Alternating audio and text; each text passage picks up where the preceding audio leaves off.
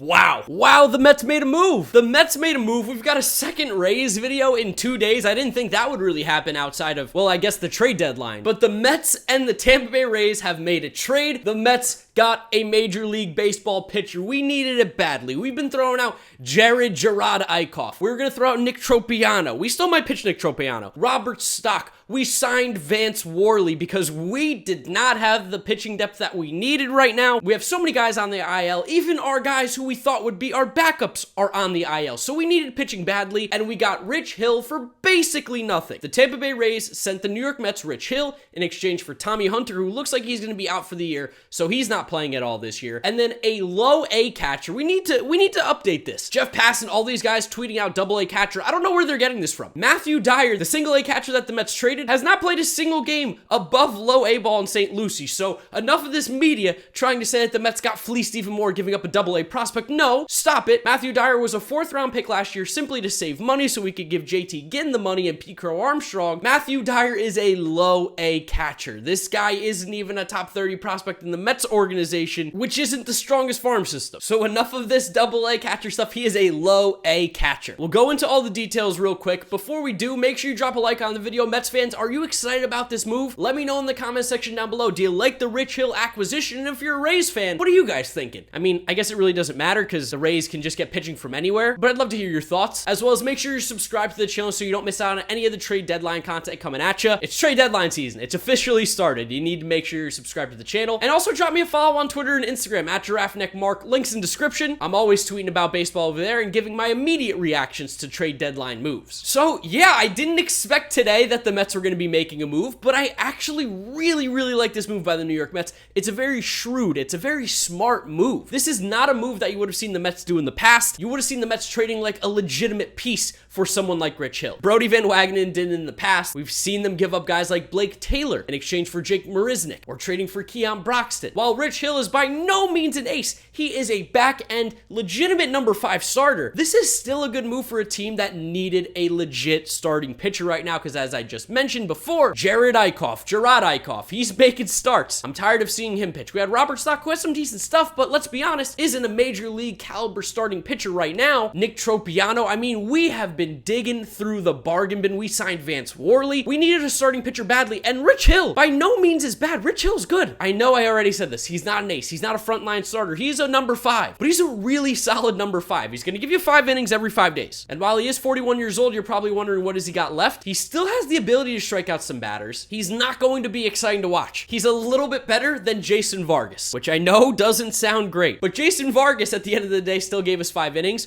While he stunk, gave us 5 innings. Rich Hill's going to give us 5 innings of competitive baseball. This is a guy who's had success in the past, has postseason experience, has that pedigree that makes you feel comfortable going down the stretch, and every 5th day, not getting huge innings, not being a frontline starter for us. This is a really good depth acquisition by the New York Mets. I didn't think I'd be making a video about Rich Hill being traded. If you got traded to any team outside the New York Mets, I'm probably not making this video, but because of my fan base here on YouTube, being heavily Mets fan, I'm a Mets fan, I feel like I had to. This year, while since the sticky stuff crackdown, Rich Hill has not been as good, he's still having a solid year. 3.87 ERA in 19 starts, 95 1/3 innings pitched, which, oh, what do you know? That is a 5-inning average. Love to see that. He's striking out about a quarter of the batters he faced, a little bit lower. 8.6 K per 9, 3.4 walk per 9, 1.3 homer per 9, and 7.4 hits per 9 to give him a whip at 1.164. He limits base runners. He walks some guys here and there. He's a pitch to contact guy now, but he is still better than what we had. And for giving up literally nothing, I am so okay with it. I am really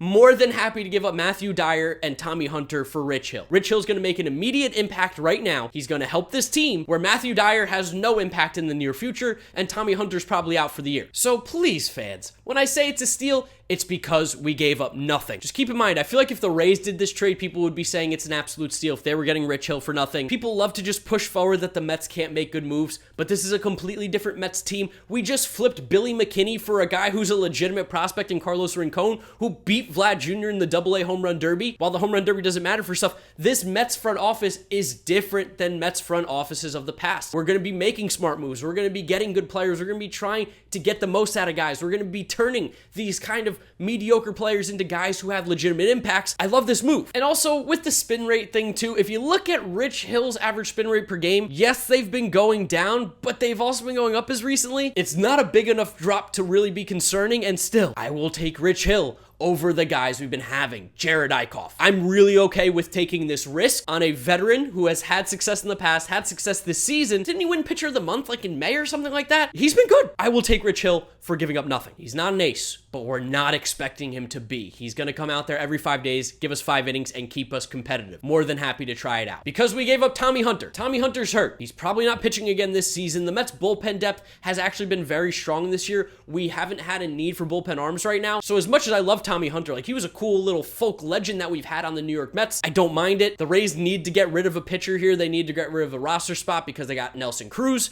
Rich Hill coming over. They're probably going to DFA Tommy Hunter. He's probably gone. And then in terms of Matt Dyer, the catching prospect the Mets gave up, again, catching prospect used lightly. He was a 4th round pick by the New York Mets last year, again, because they needed to save some slot money so that they could give money to JT Ginn and Pete Crow Armstrong and some of the picks that they wanted to focus on. While Matt Dyer, I don't think is a bad player by any means, I'm not worried about giving up a catching prospect in low A who's hitting 194. While he has had a good eye, he's walked a little bit here and there. An OPS at 781 at low A for a catcher doesn't excite me. It doesn't make me go crazy. Now, again, it's the Tampa Bay Rays. They clearly think they see something here in Matthew Dyer, but also in the Rays' perspective, they trade for prospects that are up the middle. They're not going to trade for a third baseman that they don't think can play up the middle. They're not going to trade for a guy who's stuck in a corner outfield spot. Matt Dyer plays up the middle. That's what they like about him. They see the power, they see the good eye, they hope they can get something out of him. But just because the Rays are making a move doesn't mean that the other team got fleeced. The Rays have traded away players before that have been good. They have acquired players that haven't been much. Over their time span, yes, the track record says the Rays know what they're doing and they don't get screwed. But this wasn't a fleecing the Rays situation. This was a move that the Rays had to make, and this also helps out the New York Mets. We just saw Nelson Cruz get traded for 2 legitimate pitching prospects. A 40-year-old guy who's putting up great numbers. He's better than Rich Hill by all means. But the Mets got a guy who's going to help them out, give them innings for basically nothing.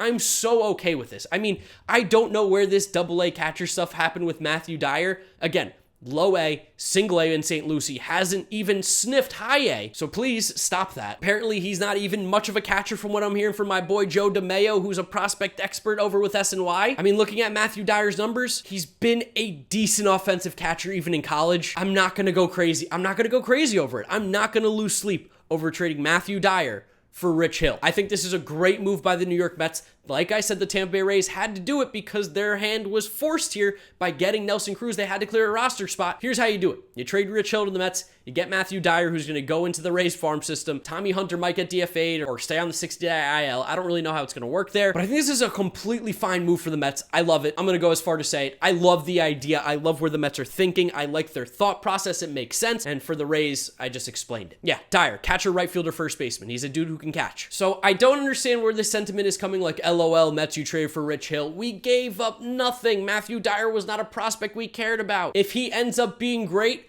I can live with it because his hype wasn't there. But overall for this New York Mets move, like it. Very, very solid move. Very smart move. This is a good move by the Mets, and I don't think they're done just yet. I think the Mets are still going to be extremely aggressive on the trade market and make a splash this deadline. So I'd love to know what you guys think about the move down in the comment section below. Do you agree with me? Do you disagree with me? What are your thoughts? You think the Mets won this trade? Drop a like on the video if you do enjoy it, as well as subscribe to the channel so you don't miss out on any of the content coming at you. Make sure you drop me a follow on Twitter and Instagram at GiraffeNeckMarc. Links in the description. And that's where I'm going to wrap up today's video. You guys know the drill from here on out. YouTube recommends you watch this video. This is my most recent upload. Click through those if you have not yet seen them. Thank you guys for watching, and I'll see you all tomorrow for another video. Bye.